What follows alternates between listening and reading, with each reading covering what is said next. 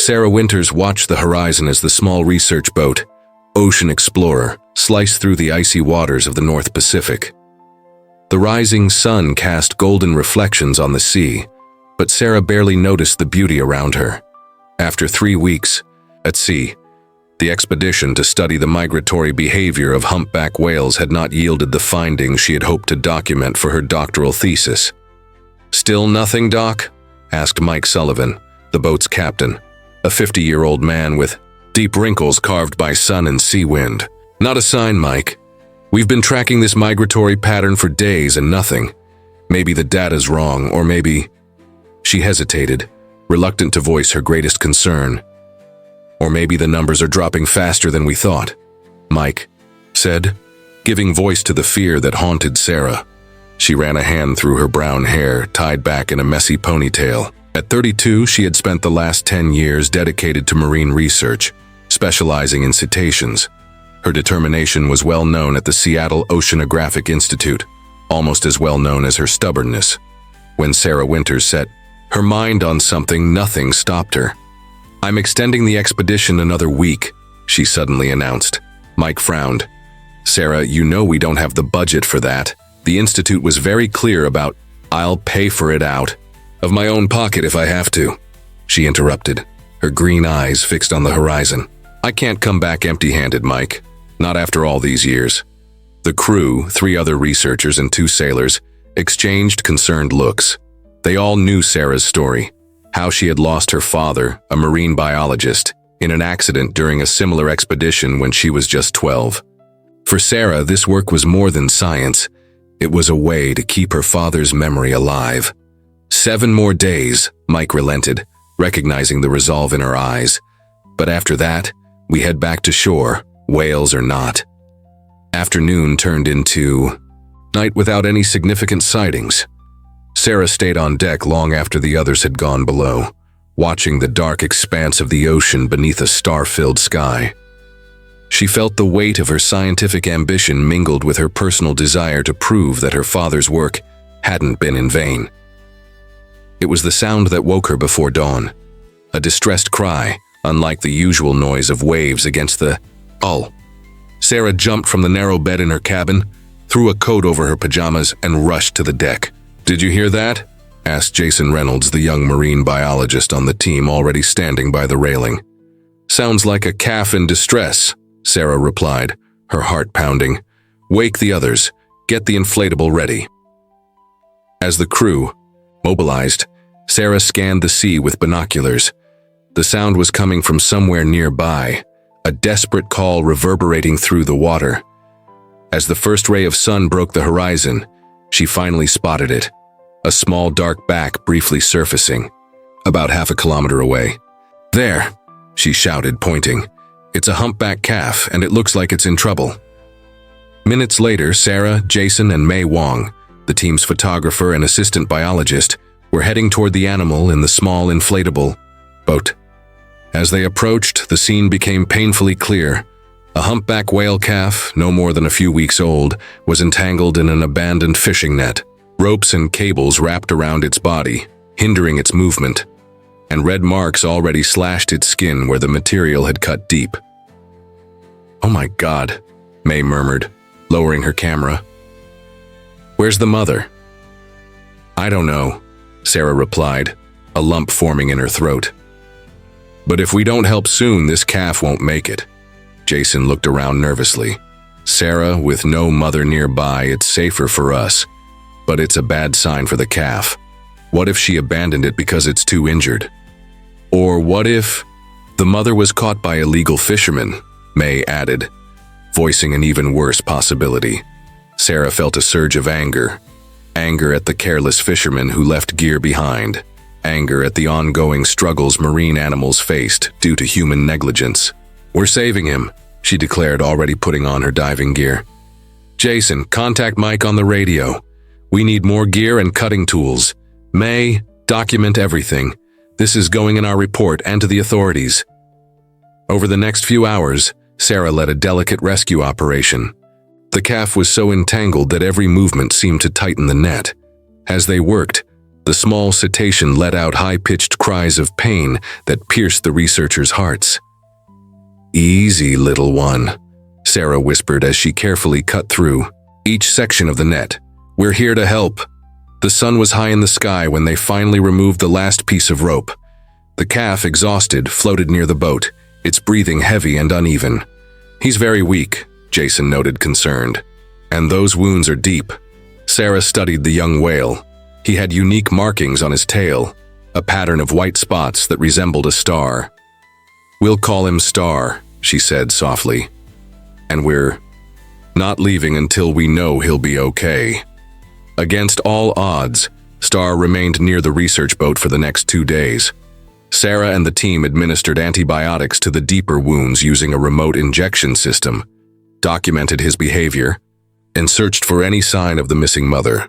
On the morning of the 3rd day, a powerful sound woke the entire crew. A strong spout followed by a deep, resonant call. Sarah ran to the deck just in time to see an adult whale approaching, immense, majestic, with old scars marking her back. "It's the mother," Jason exclaimed. Sarah watched, tears in her eyes, as the mother reunited with her calf. The adult whale circled Star, inspecting him, then gently nudged him away from the boat. "She didn't abandon him," Sarah whispered. "She probably went to get help, or was injured and needed time to recover." Before they left, the adult whale surfaced just meters from the boat, her massive eye locking onto Sarah. It was a moment she would never forget. That brief gaze held an intelligence and awareness that defied any simplistic notion of these animals. The team followed the pair until they vanished on the horizon. The successful rescue brought valuable data for Sarah's research, but more than that, it gave her a renewed determination to protect these magnificent creatures. "This is just the beginning," she told the group gathered on the deck. "We're going to use this story to show the world what's happening in our oceans." 6 months later, Sarah's article about Star's rescue and the dangers of ghost nets was published in a prestigious scientific journal. Her lectures drew packed audiences, and a documentary about the Institute's work was in production. Sarah finally felt like she was making a real difference. On a particularly gray winter afternoon, she received a call from Richard Blackwood, a wealthy businessman known for funding marine conservation projects. "Dr. Winters," he said with his deep, commanding voice, "your work has greatly impressed me. I'd like to invite you to lead a special expedition." Sarah listened as Blackwood explained about a recently discovered shipwreck in deep waters, not far from where they had found Star. The sunken vessel, submerged for decades, potentially contained toxic materials that needed to be analyzed before they started leaking. "Why me?" Sarah asked. "I'm not a shipwreck expert." "Because the site lies on a humpback whale migration route. We need someone who understands these animals to ensure the operation doesn't harm them," Blackwood explained. "And your reputation for thoroughness and bravery is exactly what we need." The offer was tempting. Generous funding, cutting-edge equipment, and the chance to protect the whales from a new threat. Still, something in Blackwood's urgency made Sarah uneasy. "I need to think about it," she replied, "and talk to my team." When she shared the proposal with Mike and the others, the reactions were mixed. "Blackwood Industries has a questionable environmental record," Mike warned. "Remember that oil spill in 2020? His company was behind it, even if they dodged legal responsibility." "But if we say no, they'll just hire someone less qualified," argued Jason. "Someone who might not care as much about the whales." The decision weighed on Sarah for days. In the end, she accepted the proposal, but under strict conditions: full control over the methodology, transparency in reporting, and the presence of her own team. "Feels like we're making a deal with the devil," Mike commented as they prepared the equipment for the new expedition. "Maybe," Sarah replied, "but sometimes you have to step into the wolf's den to protect the flock." The expedition began under promising skies. The boat provided by Blackwood was larger and better equipped than the modest Ocean Explorer. The team now included divers specialized in shipwrecks and environmental technicians, in addition to Sarah's core group of researchers. The wreck site lay about 100 meters deep, an old cargo ship that had been carrying chemicals when it sank during a storm in the 1980s. Preliminary. Images showed a partially disintegrated hull and worryingly corroded containers. Sarah insisted on leading the first exploratory dive herself, alongside Marcus Bennett, the experienced lead wreck diver. As they prepared, she couldn't shake the feeling that there was more to this expedition than Blackwood had let on. "Remember, just reconnaissance today," Sarah instructed as they adjusted their breathing gear. "No unnecessary risks." The dive began without incident. As they descended, the blue of the ocean faded into a deep, almost black darkness. Their flashlight beams pierced through the gloom, eventually revealing the ghostly silhouette of the sunken ship. "Impressive," Marcus commented through the communicator in his gear. "Let's circle around before getting closer." As they swam around the wreck, Sarah noticed something strange. Fresh tracks in the seabed, as if heavy equipment had been dragged through. Some sections of the ship appeared to have been deliberately opened. "Marcus," she called. "Are you seeing this? Someone's already been here." Before Marcus could respond, Sarah saw something that made her heart race. A small metal container, partially buried in the sand, with the Blackwood Industries logo clearly visible. "They're not looking for contamination," Sarah realized in horror. "They're looking for something they lost, something they don't want anyone else to find." Her mind raced as she took photos of the container. What could be so valuable, or so incriminating, that it warranted this entire elaborate cover? "Sarah, we need to head back," Marcus's concerned voice interrupted her thoughts. "Our air mix is calibrated for reconnaissance, not exploration." "Just a few more minutes," she insisted. "I need to check that compartment." Ignoring Marcus's protests, Sarah swam toward a section of the hull that had been recently pried open. Inside, their lights revealed more similar containers, some opened, some empty. "My God," she murmured. "What were you transporting?" That's when disaster struck. A sudden shift in the sediment, possibly triggered by their own air bubbles or the ship's instability, caused a small landslide. It wasn't catastrophic, just enough to dislodge a metal structure that blocked the entry point Sarah had come through. "Sarah!" Marcus shouted, swimming toward her in a panic.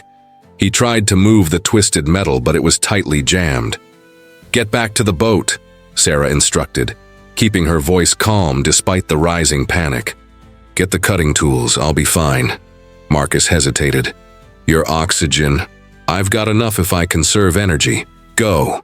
As Marcus swam away, Sarah assessed her situation. The opening was completely blocked. There were other exits from the compartment, but all led deeper into the wreck, into potentially unstable areas. And her air gauge showed less reserve than she had let Marcus believe. "Stay calm, Sarah," she told herself. "Think." She tried moving some of the smaller debris, but quickly realized that she wouldn't be able to get out without proper tools. Her only option was to conserve oxygen and wait for rescue. The minutes passed painfully. Sarah regulated her breathing, trying to consume as little oxygen as possible. Her communicator remained silent, likely blocked by the ship's thick metal structure. When her air gauge started flashing red, fear finally set in. Sarah thought of her father, of how he too had died in the depths of the ocean he loved so much.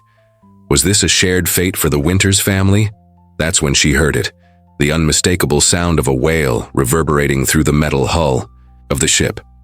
Probably just an animal passing by, unaware of the human drama unfolding below. Then came the impact, a tremendous blow against the ship's hull that made the entire structure tremble. For a moment, Sarah feared the whole wreck might collapse on top of her. Another impact followed, and then another. Something was deliberately striking the ship. A deafening metallic crash came just before light broke into the darkness where Sarah was trapped. The outer wall of the compartment had been violently dented inward, creating an opening. And through, Sarah saw something impossible. The enormous eye of an adult humpback whale. A look of recognition passed between them as Sarah noticed the distinctive markings on its skin. It was Star's mother, the same whale she had helped rescue months earlier. With no time to question the miracle, Sarah swam desperately toward the opening. Her air tank was sounding its final alerts. Just seconds of oxygen remained. The whale remained still, as if understanding the urgency. As soon as Sarah passed through the opening, she felt her last reserves of air give out. Panic started to set in as she fought the overwhelming urge to breathe. Then she felt something firm and smooth against her back. The whale had positioned herself beneath Sarah and was now pushing her rapidly toward the surface. Sarah instinctively clung to the massive marine creature as they surged upward. The ascent felt endless. Her lungs burned. Her vision darkened at the edges. Sarah struggled to stay conscious. She knew surfacing too quickly was dangerous. Decompression sickness could be fatal. But in that moment, there was no other option. When they finally broke the surface, Sarah ripped out her regulator and gasped for air, coughing violently. Above her, the sun shone in a cloudless sky. Beside her, the massive whale floated calmly. "Sarah! Sarah!" Voices shouted from a boat approaching fast. It was the rescue team with Marcus at the bow, all of them wearing looks of disbelief as they witnessed the impossible sight. A marine biologist and a humpback whale surfacing together like ancient allies. As she was lifted onto the boat, Sarah couldn't take her eyes off the whale. The animal lingered for a few moments, its gaze fixed on the human who had once saved her calf, before diving with a majestic flick of her scarred tail. How is this even possible? Marcus kept repeating as the medical team examined. Sarah, she simply smiled, exhausted but in awe. Gratitude, she said quietly. Gratitude isn't exclusive to humans. Later, recovering on the deck, Sarah organized her photos and thoughts. The evidence she had gathered clearly showed that Blackwood Industries had been using the wreck to illegally dump hazardous chemical waste, likely for years. The so-called accident that sank the freighter may have been a deliberate operation to dispose of banned materials. "What are you going to do?" Mike asked, sitting beside her. Sarah looked out at the ocean, thinking of the whale who had returned her act of kindness in the most extraordinary way. "I'm going to do what we've always done, Mike. I'm going to tell the truth. No matter who it hurts."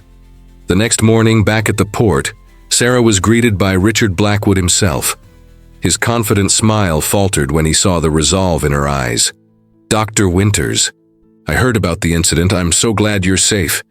Were you able to find anything useful before the mishap?" Sarah stared him down, incriminating photos tucked securely in her pocket, already sent to several trusted contacts. "I found exactly what you were afraid I would, Mr. Blackwood.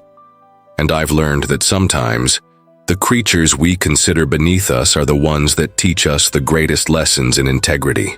The businessman's face turned pale, but before he could respond, journalists began to approach, secretly summoned by Sarah's team. Flashes went off as microphones were pointed toward her. "Dr. Winters, is it true you were saved by a whale? Can you confirm the rumors of illegal dumping at the wreck site?" Sarah took a deep breath, looking one last time at the ocean before turning to face the cameras. The sea had given her back her life, and now she would return the favor by protecting its creatures with all her strength.